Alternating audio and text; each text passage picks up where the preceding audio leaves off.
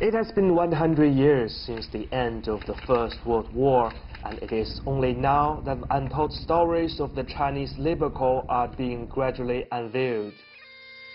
6 men are buried in Folkestone in southeast England, and it is likely that their descendants do not know of the existence of these graves. They lost their lives out there, and I think we should recognise the contribution that the Chinese gave to the First World War, and it hasn't been recognised before. I think we need to honour them, and it's something that we should do, and we should do every year. In Folkestone, there is little evidence of the existence of the Chinese Labour Corps due to their unimportant status.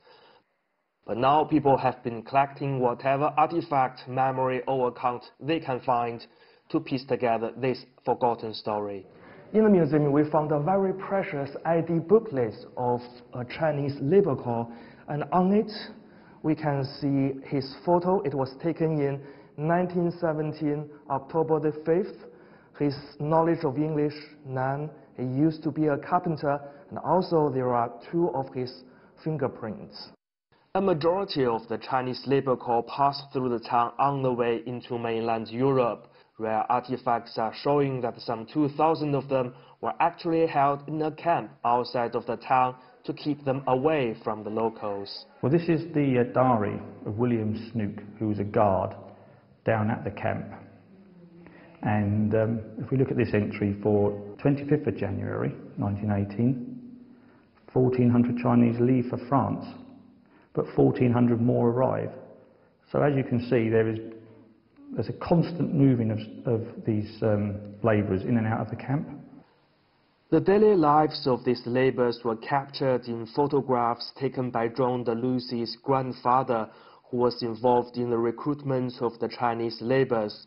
Like most, he had no knowledge about this, and their existence was never mentioned by his grandfather at all.